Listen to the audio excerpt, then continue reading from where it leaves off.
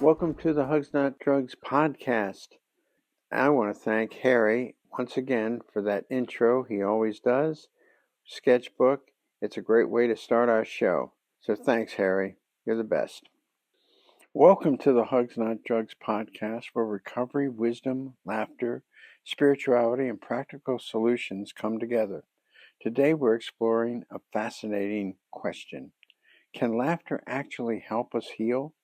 The answer, according to science, psychology, and recovery experience, is yes.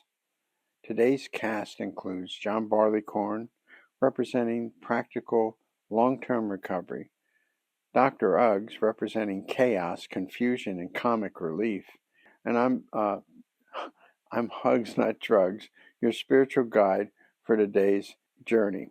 You almost screwed up, didn't you? I did. Let's get started with the commercial. Why don't you go for it, Dr. Uggs? Yeah, I'll do it. I'll bail you out again. Hey, everybody. The Hugs Not Drugs podcast is brought to you by John Forlenza-Bailey's two books, The Road to Wellness Workbook and The Transformation of Dr. Uggs. The Road to Wellness Workbook is a workbook designed to provide education, emotional support, and inspiration to persons suffering from addiction. It offers step-by-step lessons to help people striving to turn their lives around regarding abstinence from addiction, relapse prevention from addiction, family dynamics because of addiction, and self-assessment so you won't get more addicted, to continue to discover self day by day. Recovery's up to you. Mentors help, journals help, but you must exchange and surrender destructive behaviors for constructive ways of handling day-to-day stressors or triggers of life. And then The Transformation of Dr. Uggs is my story. It's an original fairy tale or an allegory that explains the progression of the disease of chemical dependency. It is not intended to be a story about blaming others for the acquisition of an illness. This fairy tale is intended to explain, not to blame. Spoiler alert, the transformation of me is into Hugs Not Drugs. It is a story of discovery, insight, acceptance, and finally, the right choices to live drug-free if one is chemically dependent. So, that concludes the commercial, and back to you, Hugs Not Drugs. Okay, let's get started.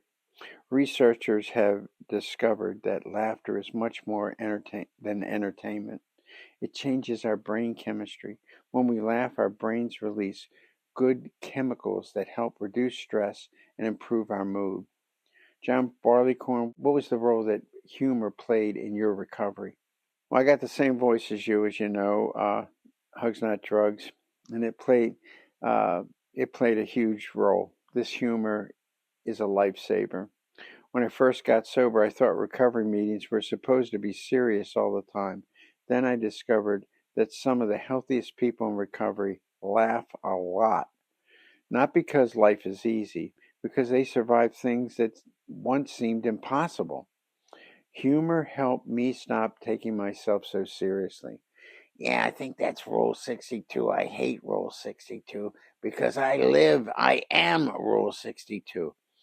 Don't take yourself so seriously. But wait a minute. You're telling me that I might actually be therapeutic? I've spent years perfecting my bad decisions. Is that right, Barleycorn? You're not therapeutic. You're wrong about that. You're educational. You show us what not to do. Oh, that's fair. What do you think, Huggy? Am I therapeutic or not? Actually, researchers have found that appropriate humor can reduce anxiety and help people feel safer discussing difficult subjects. So every time I embarrass myself, I'm helping humanity? Let's not get carried away, okay? Barleycorn here. Let's not get carried. No medals today for that one. Go for it. Talk about humor and recovery to us, Hugs Not Drugs. Can you give us any science about this? Any history here about what can be done? Oh, I don't know. Let me think about that for a minute. Yeah, many people in recovery already know laughter feels healing. We all know that, right? What's fascinating is that researchers have spent decades trying to understand why. One of the pioneers in humor research is Dr. Lee Berk, Berk, of Loma Linda University in California. Beginning in the late 1980s and continuing for decades, Dr. Berk and his colleagues studied what happens inside the body when people experience what he calls mirthful laughter, quote unquote, mirthful laughter. In a landmark 1989 study, Berk found that laughter was associated with reductions in stress hormones such as cortisol and epinephrine. Think about that for a moment. Those two hormones, those are stress hormones, and the body responds to laughter by dialing down some of the very chemicals associated with chronic stress. Years later, Berk's team discovered something even more surprising.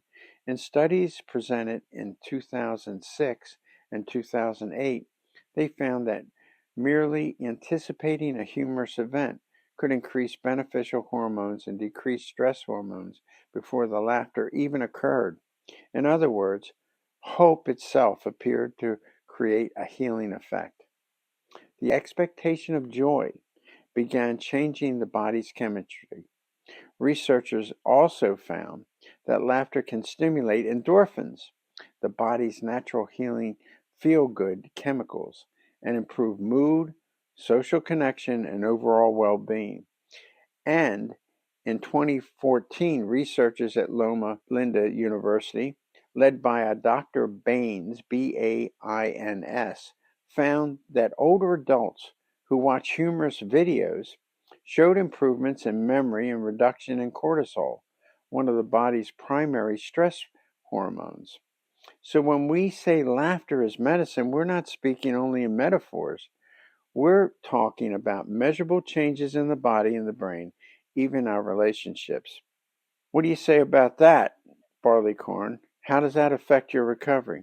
It makes perfect sense, Hugs Not Drugs. Recovery gave me permission to laugh at my mistakes instead of being crushed by them. Humor it didn't erase my past, but it helped me survive it. So you're saying my entire career has been one great clinical trial? Is that right, Hugs Not Drugs? No, Dr. Ruggs, we're not saying it was one great big clinical trial. You are what researchers would call an uncontrolled variable. That's the nicest thing anyone's ever called me. An uncontrolled variable. All right, so let's get back to just talking about humor without the research involved. Well, we talked about when you first got sober, uh, Barleycorn, but anything else you want to say? Well, it's kept me, I've seen a lot of recovering people like become stand-up comics, basically. They get up there and they share their stories, and it's like, it's amazing that they're talking, and we're all laughing at the most horrible things in the world. I shared that I was naked in a police station, and I got uproarious laughter. And it wasn't a shaming laughter, it was an identification. I do stupid things too when I'm drinking. So humor definitely helped me stop taking myself so seriously. Wait a minute. You're telling me I may actually be therapeutic. I am therapeutic. Actually, researchers have found that appropriate humor can reduce anxiety and help people feel safer discussing difficult topics. Okay, so I'm saying it again. I'm a savior to humanity. Oh my gosh. No, I wouldn't go there. Let's talk about humor and recovery. Shall we? Many recovery programs use humans. Oh boy. Yeah, you're really screwing this script up, aren't you? I am. Many recovery programs use humor naturally. People tell stories about mistakes they make while they're drinking and drugging, not unlike what I'm doing right now, but not to glorify the behavior, but to gain perspective. You know, recovering people, tell us about it, Barleycorn. Exactly. Recovering people do something very interesting. They're not judges per se. They increase perspective much more than judging. Judging and shaming are out the window. We all have done terrible things. We all know that. But recovery lets us look back and say, I can't believe I did that. Instead of saying, I can't believe I'm still ashamed of that. Humor transforms shame into wisdom. Aha! Then I should be considered a wisdom factory. No. I think you're a cautionary tale. Okay, let's sum this puppy up. I think we've beat it to death here. Studies have shown that laughter can lower stress, improve relationships, increase resilience, reduce feelings of isolation, and even help us tolerate emotional discomfort. Those benefits sound like recovering principles. Tell us about it, John Barleycorn. Absolutely, hugs not drugs. Recovery is learning how to live life on life's terms. Humor makes life's terms easier to accept. One more thing before we close. Let's talk about spirituality and humor. Spirituality doesn't require us to be solemn all the time. Many spiritual teachers have used humor for centuries. Humility and humor actually come from similar roots. Both help us recognize that we're human. One of the greatest gifts of recovery is learning to laugh at yourself without putting yourself down. That's healthy humility. I prefer it unhealthy grandiosity. And that's why you're not in charge. Oh, how's not drugs made it funny? This is the final closing message. Today's lesson is simple, isn't it?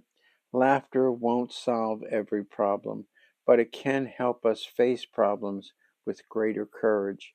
Humor can lower stress, strengthen relationships, reduce shame, build resilience, and remind us that healing doesn't have to be miserable. As the saying goes, recovery is serious business, but recovering people don't have to be serious all the time. Until next time, remember, recovery is an inside job. Together, we heal. And sometimes the shortest distance between pain and hope is a good laugh. So remember, everybody, treat each other nice, treat yourself nice, and always remember, hugs not drugs. Love you guys. Harry, why don't you take us out with that great sketchbook?